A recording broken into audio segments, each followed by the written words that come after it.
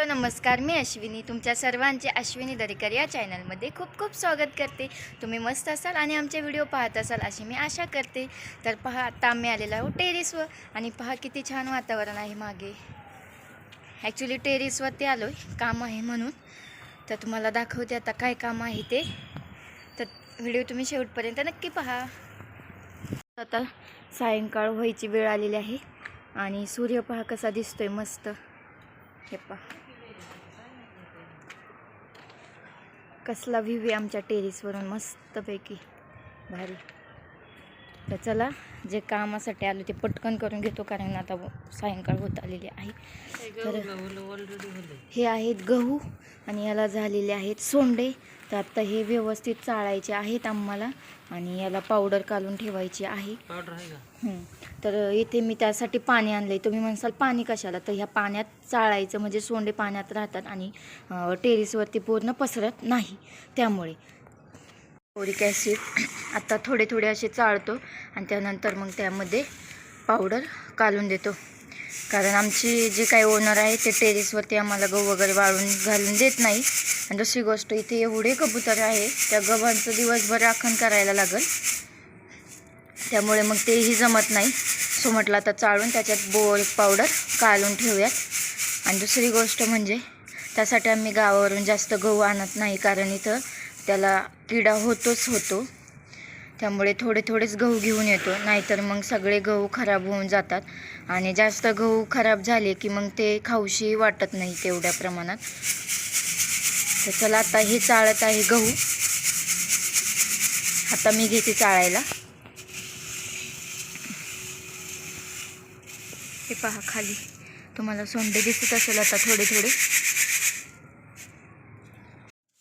तर यांना मी बोलली तुम्हाला पटपट नाही करता यायचं, माझ्याकडे द्या, मी पटपट करते. कारण खूप अंधार पडायला आलेला होता आणि मग पुन्हा दिसलं नसतं आणि बारीकशी थंडी देखील वाजत होती. तुम्ही पाहू शकता, वातावरण तर एवढं मस्त होतं, छान वाटत होतं टेरेसवरती काम करताना. आणि ॲक्च्युली मी दोन्ही पायांवरतीच बसलेली होती कारण खाली टेरेसवरती खूपच धूळ होती. आणि हे पहा सनसेट कसला छान दिसतोय मस्तपैकी. तुम्हाला कसं वाटला हा व्ह्यू कमेंट करून नक्की सांगा तुम्ही पण.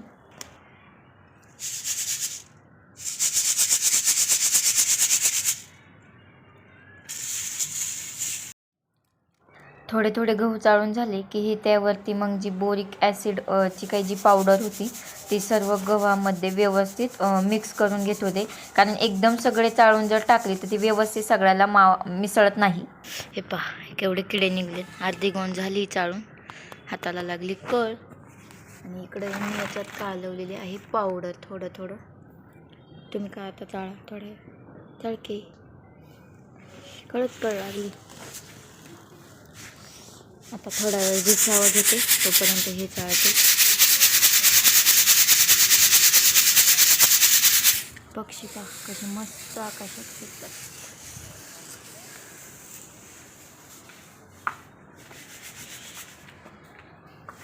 आता सायंकाळ झालेली आहेत, त्यामुळे पक्षी आपापल्या घरी जात आहेत.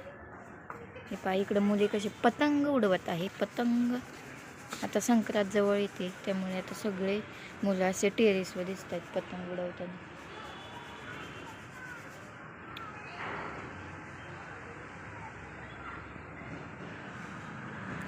हे बघा इकडं सूर्य अस्ताला चाललेला आहे आणि इकडं चंद्र उगवलेला आहे. कसा वाटला आमचा इथला परिसर टेरेसवरून कमेंट करून नक्की सांगा.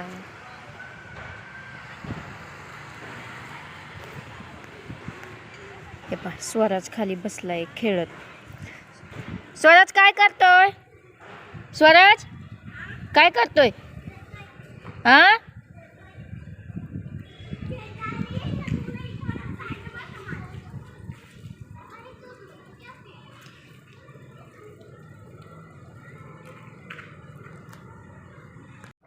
तर ही जी पाण्यामध्ये गहू चाळायची आयडिया आहे ती माझ्या मम्मीने मला सांगितलेली.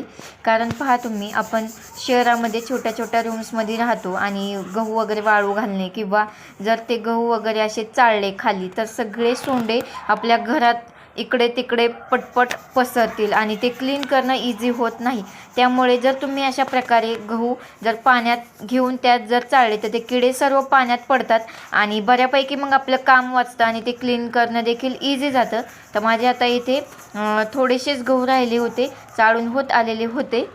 चला फायनली अशा प्रकारे गहू चाळून झाले पटकन आणि आता बांधले व्यवस्थित आणि आता हे घरात नेऊन ठेवायचं आहे आपल्याला. आणि हे फायनली एवढे किडे निघलेत, हे चला आता मी पण जाते खाली हे सर्व घेऊन.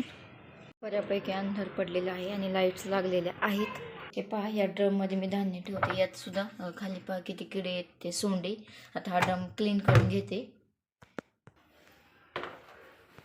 तर अशा प्रकारे सगळं धान्य ड्रममध्ये ठेवलेलं आहे. चला फ्रेंड्स, अशा प्रकारे जे काही गहू वगैरे आपले त्याला सोंडे वगैरे झालते तर ते आम्ही वेळ काढून जो काही थोडासा वेळ होता त्यामध्ये ते व्यवस्थित सर्व क्लीन करून घेतलं आणि ठेवले. कारण जर त्याला जास्त दिवस क्लीन नसतं केलं तर सगळे गहू खराब होऊन गेले असते. तर चला, तुम्हाला जर आमचा हा व्हिडिओ आवडला असेल तर व्हिडिओला लाईक करा, शेअर करा आणि आपल्या चॅनलला नवीन असाल तर कमेंट करायला विसरू नका. तसेच सबस्क्राईब देखील नक्की करा. आणि आम्ही खूप दिवसापासून ते गहू चाळायचे असं ठरवत होतो, पण त्याला वेळच भेटत नव्हता. कारण एवढी मोठी बोरी मला एकटीला वरती टेरेसवर घेऊन जाणं पॉसिबल नव्हतं. सो आजही घरी होते तर आम्ही दोघांनी मिळून ते काम केलं. तर जर दोघांनी मिळून काम केलं तर ते पटकन होतं आणि कोणतंही काम इम्पॉसिबल नसतं, एकमेकाला साथ असते. तर चला मग भेटूया अशा नवीन नेक्स्ट व्हिडिओमध्ये. तोपर्यंत बाय बाय.